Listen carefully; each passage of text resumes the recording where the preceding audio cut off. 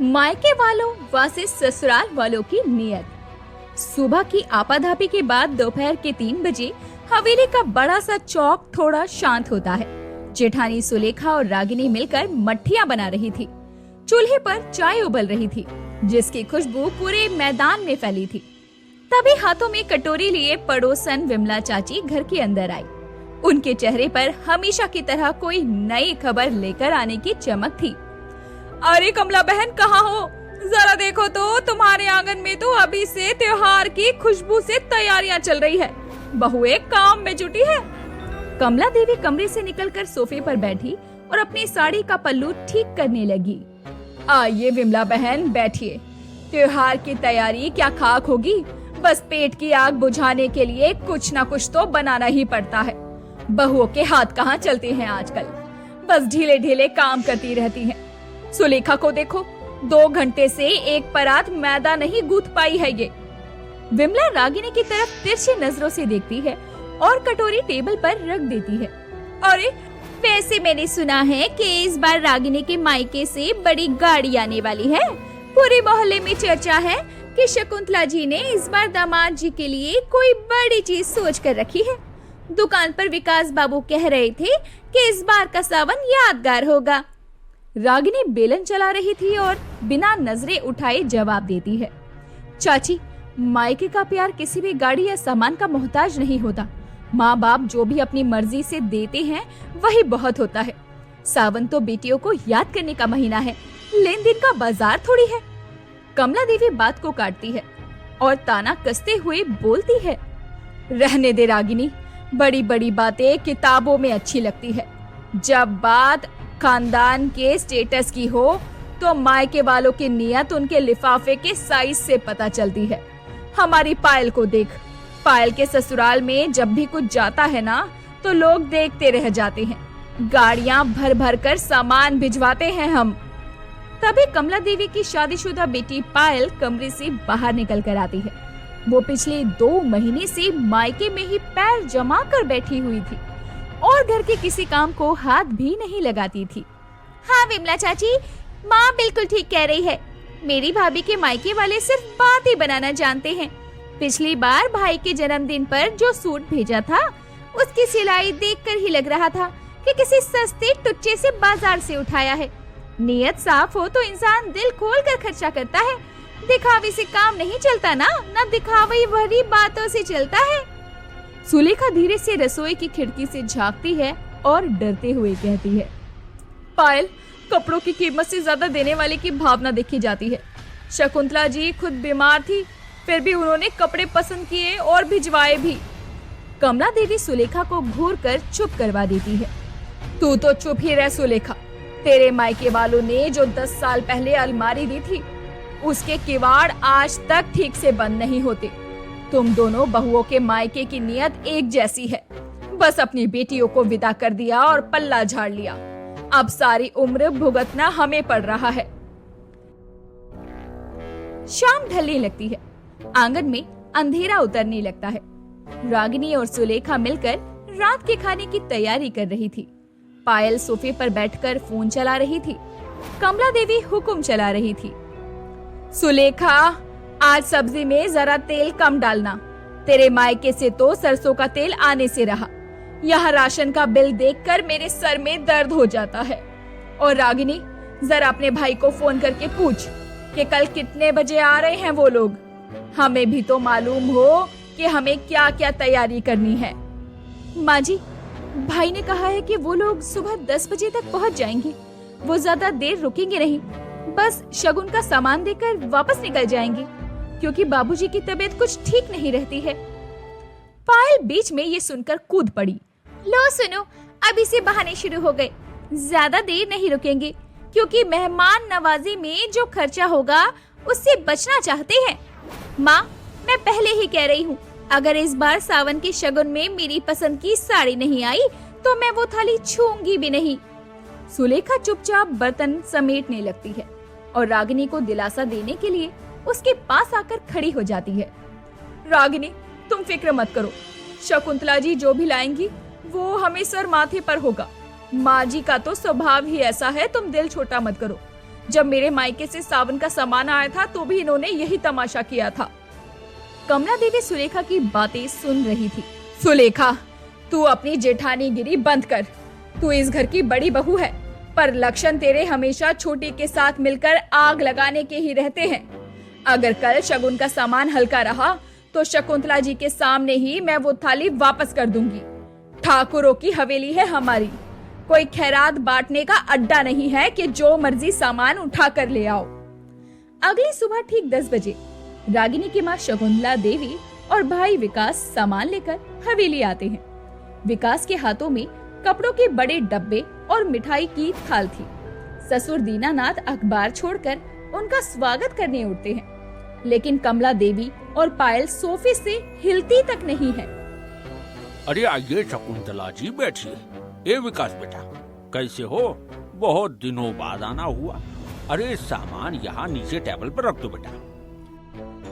शकुंतला देवी सोफे पर बैठती है और अपनी बेटी रागिनी के चेहरे को देखती है, जो रात भर की उदासी छुपाने की कोशिश कर रही थी। भाई साहब राम राम।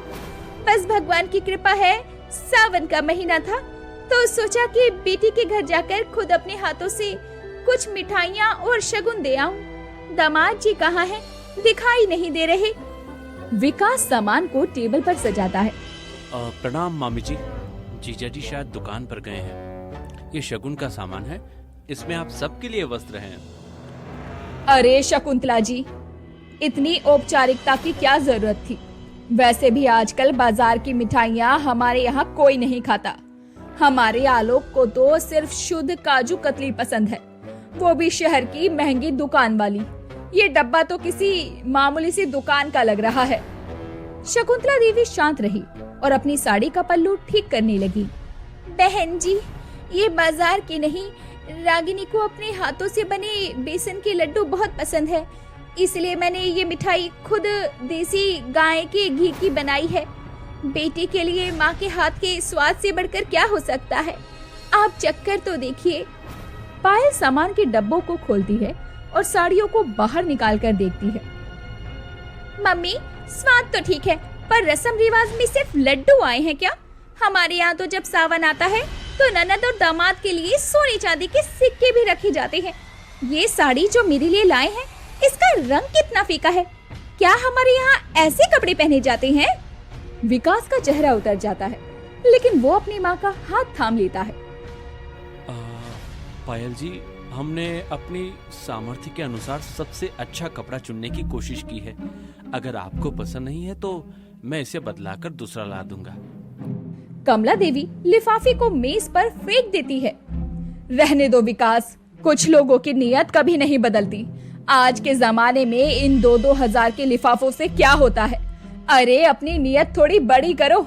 हमने तो सोचा था कि इस बार आलोक के लिए नए बिजनेस के लिए कुछ ठोस मदद की बात चल रही होगी, पर आप लोग तो बस रस्म निभाने के लिए आ गए और पीछा छुड़वाने के लिए। शकुंतला देवी और विकास के जाने के बाद घर का माहौल अचानक खराब हो गया। कमला देवी शगुन की थाली को एक तरफ सच में फेंक देती है। रागिनी चुपचाप आंसू पोंछते हुए उन कपड़ों को जमा करने लगती है। देख लिया सुलेखा, मैं ना कहती थी कि इनके ठाठ सिर्फ बातों के हैं। शकुंतला देवी अपने आप को तो बहुत खानदानी कहती है, पर दामाद के लिए एक सोने की चैन तक नहीं लाई।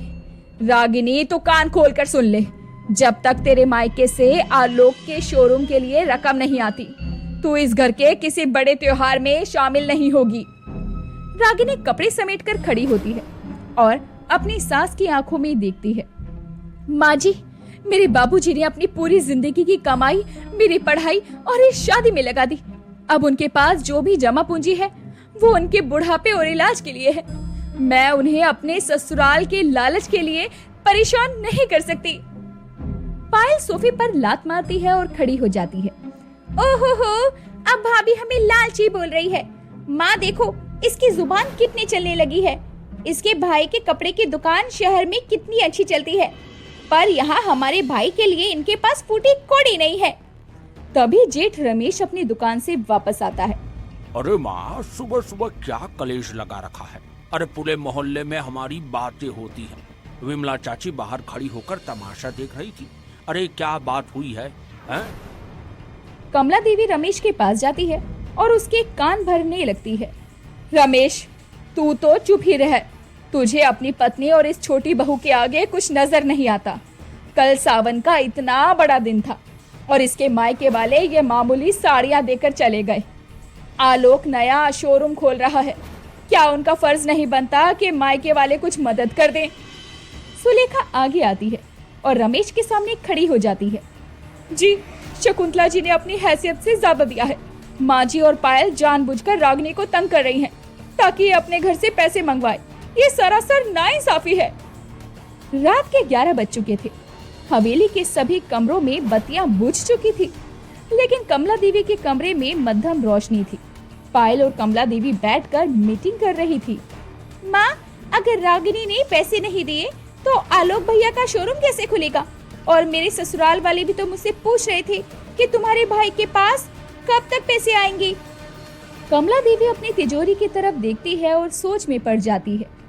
तू फिक्र मत कर पायल, मैंने एक तरकीब सोची है। कल सुबह मैं दीनानाथ जी से कहूंगी कि वो रागिनी के पिता को फोन करके सीधे बात करें। जब समधी जी खुद सुनेंगे तो उन्हें पैसे देने ही पड़ेंगे। आखिर बेटी का घर बसाना हर बाप का फर्ज है। पायल मुस्कुराती है और अपनी माँ के कंधे पर हाथ रखती है। माँ, तुम तो बहुत समझदार हो। रागिनी अपने आप को बहुत तेज समझती है ना। कल उसकी सारी हेकड़ी निकल जाएगी। लेकिन माँ, अगर आलोक ने बीच में कुछ कहा तो? आलोक मेरी बात कभी नहीं टालता। वो जानता है कि उसकी माँ जो भी करती है इस घर के भले के लिए करती है। तू सो जा। कल सुबह का सूरज रागिनी के मायके वालों की नीयत का फैसला करेगा। अगली सुबह जब रागिनी रसोई में चाय बना रही होती है, सुलेखा उसके पास आती है। सुलेखा के हाथ में एक पुरानी डायरी थी जो उसे स्टोर रूम की सफाई करते हुए मिली थी। रागिनी, जरा इसे देखो। ये डायरी आलोक की है। इसमें कुछ ऐसा लिखा है जो तुम्हें जानना बहुत जरूरी है। मुझे ये कल रात मिली थी पर मैं डर गई थी। रागिनी डायरी के पन्ने पलटती है और उसकी आंखें फटी की फटी रह जाती है। डायरी में आलोक ने अपने और पायल के ससुराल के बीच हुए लेन देन का पूरा हिसाब लिखा था। सुलेखा दीदी, ये तो बहुत बड़ा धोखा है। माँ जी जिस नियत की बात कल कर रही थी, असली खोट तो इस घर के अंदर छुपा है। सुलेखा रागिनी का हाथ थामती है और उसे हौसला देती है। रागिनी, आज तुम्हें चुप नहीं रहना है। पूरे परिवार के सामने इस सच को लाना होगा, वरना ये लोग तुम्हें और तुम्हारे माँ बाप को ऐसे ही घुटने टेकने पर मजबूर करते रहेंगे। रागिनी चाय की केतली उठाती है और गहरे हौसले के साथ हॉल की तरफ बढ़ती है। हॉल में दीनानाथ अखबार पढ़ रहे थे और आलोक चाय का इंतजार कर रहा था। कमला देवी और पायल भी आकर बैठ जाती हैं। रागिनी चाय के कप टेबल पर रखती है और आलोक के सामने आकर खड़ी हो जाती है। आ गई महारानी। आलोक, जरा अपनी पत्नी को समझा। इसके भाई को फोन लगा और कह कि शोरूम की जमीन के लिए 10 लाख रुपए की जरूरत है। रागिनी आलोक की तरफ देखती है जो कि नजरें चुरा रहा था। आलोक, क्या आप माँ जी को सच बताएंगे या मैं आपकी डायरी बाबूजी के हाथ में दे दूं? ये सुनते ही रागिनी के ससुर ने अखबार हटाया और रागिनी की तरफ देखकर बोले। अरे क्या बात है रागिनी, ये कौन सी डायरी है और तुम आलोक से क्या पूछ रही हो? हाँ, साफ साफ कहो। पायल बीच में चिल्लाती है और रागिनी के हाथ से डायरी छीनने की कोशिश करती है। बाबूजी, ये भाभी का नया नाटक है। अपने मायके के पैसे छुपाने के लिए भाई पर झूठा इल्जाम लगा रही है। रागिनी डायरी को पीछे करती है और दीनानाथ के हाथ में सौंप देती है। बाबूजी, आप खुद देख लीजिए। इस डायरी में साफ लिखा है कि पिछले साल आलोक ने अपनी दुकान के मुनाफे से 5 लाख रुपए पायल के पति को दिए थे ताकि वो अपना कर्ज चुका सके, और वो पैसा आज तक वापस नहीं आया। पायल जी यहाँ सावन मनाने नहीं आई, बल्कि उनके ससुराल वालों ने उन्हें यहाँ तब तक रहने को कहा है जब तक वो पैसे वापस न कर दें। हॉल में सन्नाटा छा गया। रमेश और सुलेखा भी आगे आकर खड़े हो गए। हाँ बाबूजी, ये सच है। मैंने भी आलोक को कई बार फोन पर पायल के ससुर से पैसे मांगते सुना था, लेकिन माँ जी हमेशा बात को दबा देती थी। दीनानाथ जी डायरी के पन्ने पलटते हैं और उनके चेहरे पर गुस्सा साफ नजर आ रहा था। अरे आलोक, क्या ये सच है? तुमने घर के बिजनेस का पैसा अपनी बहन के ससुराल में फंसा दिया और यहाँ अपनी पत्नी के बीमार पिता पर पैसों का दबाव बना रहे हो। आलोक सर झुका लेता है और उसकी जुबान से एक शब्द नहीं निकलता। अब बाबूजी, मुझसे गलती हो गई। माँ और पायल ने मुझसे कहा था कि अगर हम रागिनी के मायके से पैसे ऐंठ लेंगे तो हमारी दुकान का घाटा पूरा हो जाएगा और पायल के ससुराल वालों पर से भी दबाव हट जाएगा। कमला देवी अपनी सफाई देने के लिए आगे आती है। दीनानाथ जी, मेरी बात सुनिए। मैं तो बस अपने बेटे का भविष्य सुधारना चाहती थी। शकुंतला जी के पास बहुत जमीन जायदाद है। अगर वो थोड़ी मदद कर देती तो क्या बिगड़ जाता। अरे चुप रहो कमला, तुम्हारी इस घटिया सोच ने आज ठाकुरों की हवेली का सिर शर्म से झुका कर दिया है। अरे तुम दूसरों के मायके की नीयत टटोल रही थी, जबकि असली लालच और खोट तुम्हारी अपनी नीयत में था। अरे तुमने अपनी बेटी का घर बचाने के लिए अपनी बहू के मायके को मोहरा बनाया है। बाबूजी, इसमें मेरी कोई गलती नहीं है। मेरे ससुराल वाले मुझे ताने देते थे, इसलिए मैंने माँ से मदद मांगी थी। दीनानाथ रागिनी के पास आते हैं और उसके सर पर हाथ रखते हैं। उनकी आंखों में अपने बहू के लिए गहरा सम्मान था।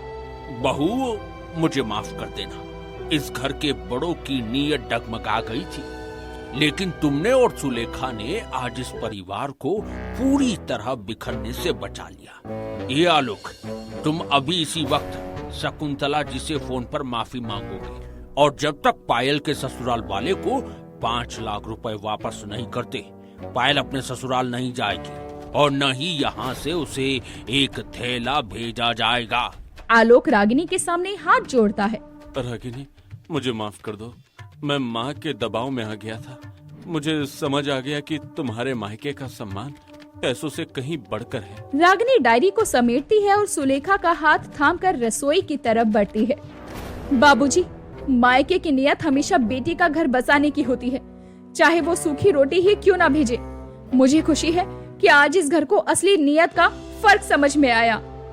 कमला देवी और पायल चुपचाप अपनी नजरें झुकाए बैठी रहती हैं। हवेली के आंगन में सावन की ठंडी हवा चलने लगती है, जो अपने साथ नफरत और लालच के धुएं को उड़ा ले जाती है। जेठानी और देवरानी मिलकर फिर से चूल्हे की आग जला लेती है, लेकिन इस बार उस आग में किसी का आत्मसम्मान नहीं, बल्कि घर का लालच जलकर राख हो जाता है।